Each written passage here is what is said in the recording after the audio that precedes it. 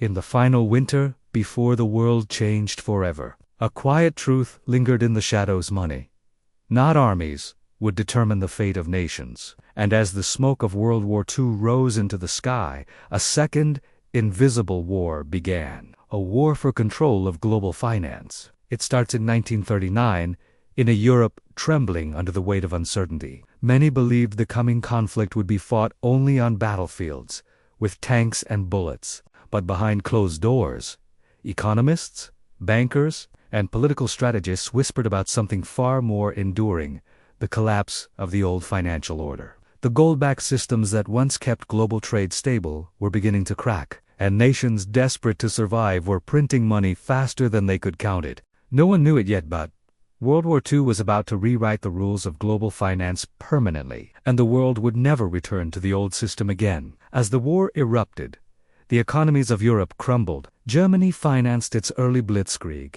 not through strength, but through deception's secret borrowing, forced labor, and the ruthless seizure of gold from the countries it conquered.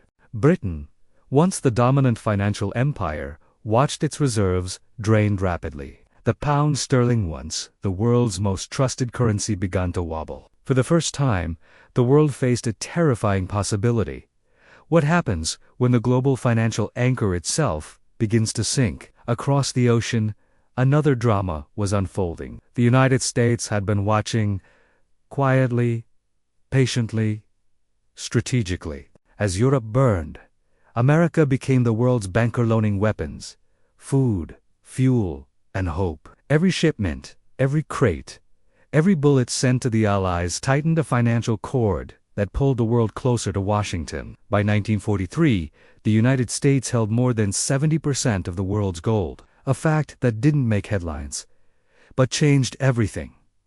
Because gold meant power, and power meant the future. With the war nearing its end, world leaders realized something unsettling.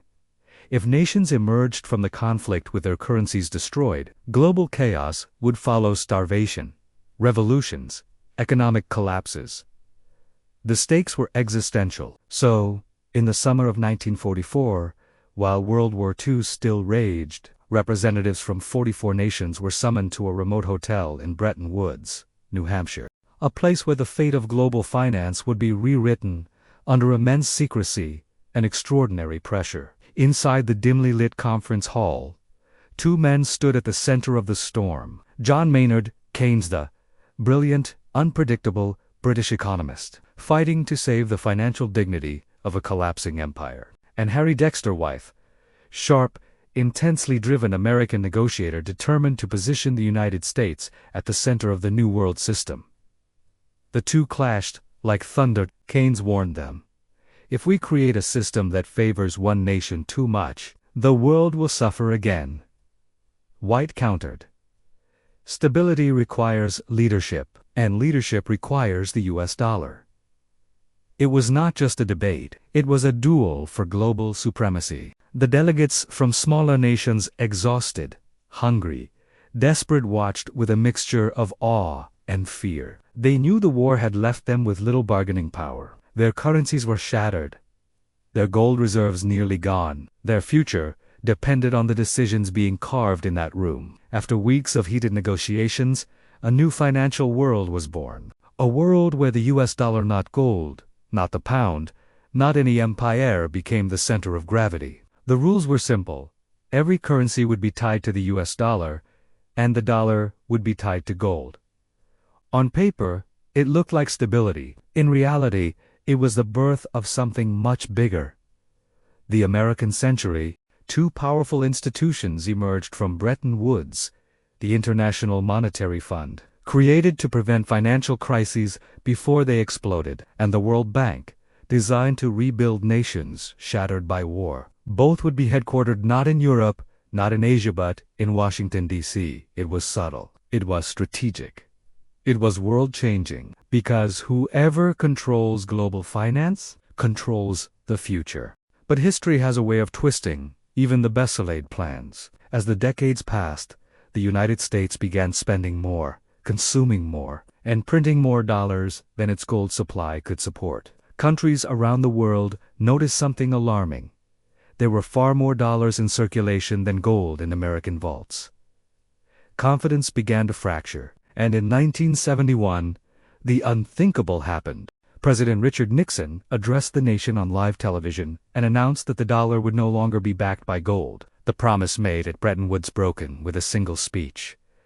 The world stood stunned. If money was no longer tied to gold, what gave it value now? The answer, though uncomfortable, was simple. Trust. Trust in America's economy. Trust in its military. Trust in its stability. Trust in a system that no longer needed gold-just belief. Instead of collapsing, something unexpected happened. The global financial system didn't fall apart. It transformed. A new age was born, the age of floating currencies, where market forces decided value. It led to volatility, speculation, crises, and booms. It created billionaires and broke nations. It reshaped how banks operated, how governments borrowed, and how ordinary people lived. And deep beneath the numbers and charts, one truth remained. World War II had created a financial universe where the dollar was king, and everything else revolved around it. Today, every international trade deal, every oil transaction, every global investment decision carries the weight of that transformation. Whether it's the rise of cryptocurrencies, debates over or new financial alliances, they all trace their roots back to a single moment, those secretive weeks in 1944 when a war-torn world gambled its future on a new financial map. Nations still argue. Economists still disagree. Markets rise and fall. But the system born from the ashes of World War II continues to shape every financial decision on Earth. And the biggest mystery of all, we rarely stop to think about it. The next time you hold money in your hand, transfer funds online, or hear news about global markets, remember this: it's not just economics, it's a legacy of war, ambition, and human survival. A living monument to the moment when the world decided that, to prevent future chaos, it needed a new order, an order forged not by generals, but by finance. And that decision, made in the shadow of the deadliest conflict in human history, changed global finance forever. Thanks for watching. If you found this story fascinating, be sure to subscribe for more deep dives into the hidden histories that shape our world.